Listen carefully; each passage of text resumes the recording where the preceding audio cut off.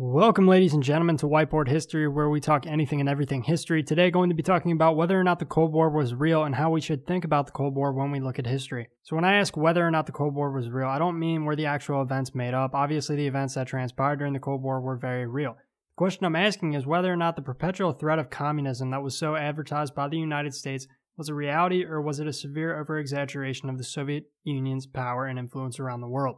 First off, we should talk about the perception of the Cold War in the United States.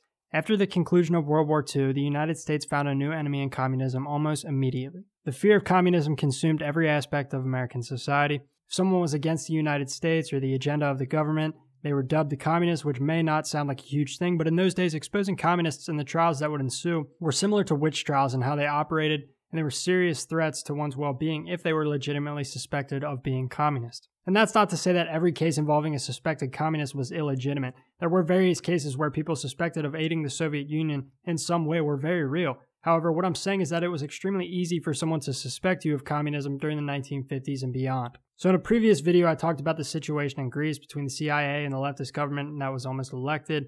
Those kind of cases happened various times throughout the Cold War era all over the world. In Europe alone, the CIA funded clandestine operations to topple left-wing governments who leaned toward communism in 15 different countries throughout the Cold War. So obviously, the global threat of communism was very real to the US. The question is, and what we'll try to answer today, is whether or not those fears were legitimate or over-exaggerated. To answer that question, let's take a look at some of the various events that are foundation for the perception we have of the Cold War era. Probably the biggest overarching theme of the Cold War was the weapons race between the United States and Soviet Union. And this is an aspect of the Cold War that was very real. Both powers spent tens of billions of dollars building nuclear arsenals in a race to decide who would be the preeminent world power. The main issue that played out with this arms race was the concept of mutually assured destruction, and I think that term was coined during the Eisenhower administration, but don't quote me on that. But the idea of mutually assured destruction was that both powers had arsenals that were so large that if either one decided to use it, the other power would have more than enough power to reciprocate. And this, in a way, made the massive nuclear arsenals that both the Soviet Union and the United States possessed obsolete, because on one hand, yes, both powers have these enormous arsenals that could wipe out a country from the face of the earth,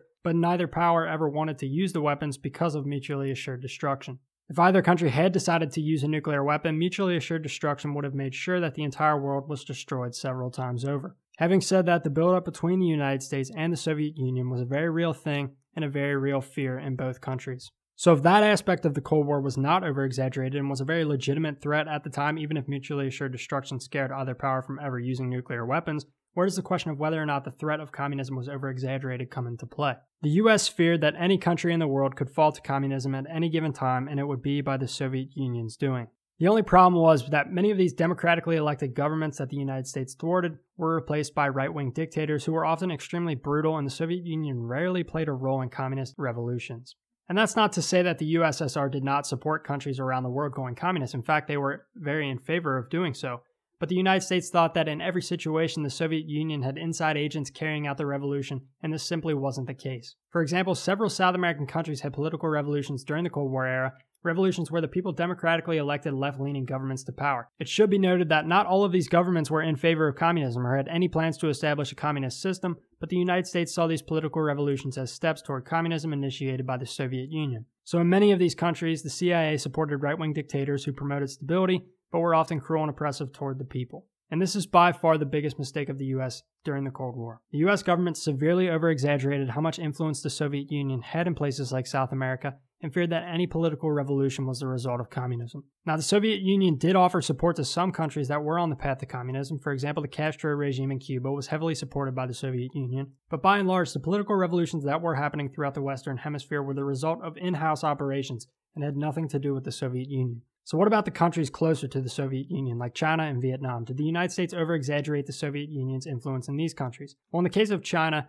communist takeover by Mao Zedong was a huge blow to the United States' influence in not only China but also the rest of Asia. And yes, communist China did do a fair amount of business with the Soviet Union, but there is little to no evidence to suggest that the Soviet Union somehow pushed China to communism. In fact, the United States overestimated how close China and the Soviet Union actually were to each other. Both were communist countries, yes, but both countries had very different ideas about who should be the premier communist power of the world. So in that respect, the United States wrongfully estimated how chummy Red China and Soviet Union actually were. Now, what about Vietnam? Well, one could argue that the leader of communist Vietnam, Ho Chi Minh, was inspired by the Soviet system, as I talked about in a separate video, and there is the evidence that both the Soviet Union and China supported the North Vietnamese during the Vietnam War. But there's an entirely different aspect of the communist revolution in Vietnam that people often overlook, and that is that Vietnam saw the war as a revolutionary war, in the sense that it was breaking free from the imperialist powers that had dominated the country for centuries, and that communism was a result of, again, what I talked about in the other video, the Western powers refusing to legitimize the third world countries of Asia as free and independent nations that had the right to self-determination. So what are we to make of this? In this video, we've talked about real threats that communism posed to the United States and the rest of the world, but also instances where the United States and allies over-exaggerated the influence of the Soviet Union had on other communist countries around the world. Remember, history is about placing yourself in the situation of others and trying to understand the logic of each party involved in a certain situation to better understand why things played out the way they did. Did the Soviet Union pose a real geopolitical threat to the United States during the Cold War? Absolutely.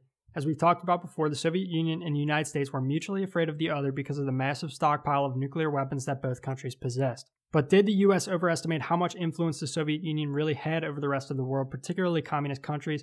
Most definitely. So the question becomes, was the United States' involvement around the world throughout the Cold War a mistake? Well, with the evidence we have today, we can say that many of the actions taken by the United States during the Cold War weren't necessary, but we have to remember that people are products of their time. And the reality is, there is no way for US officials, nor US citizens for that matter, to know the full extent of influence the Soviet Union had throughout the world, particularly over other communist countries. So when we think about the event like the Cold War, yes, we can be critical, but we also have to put ourselves in the mindset of the Cold War era to effectively interpret events that took place. This has been Whiteboard History. Thanks for watching. I'll see you next time.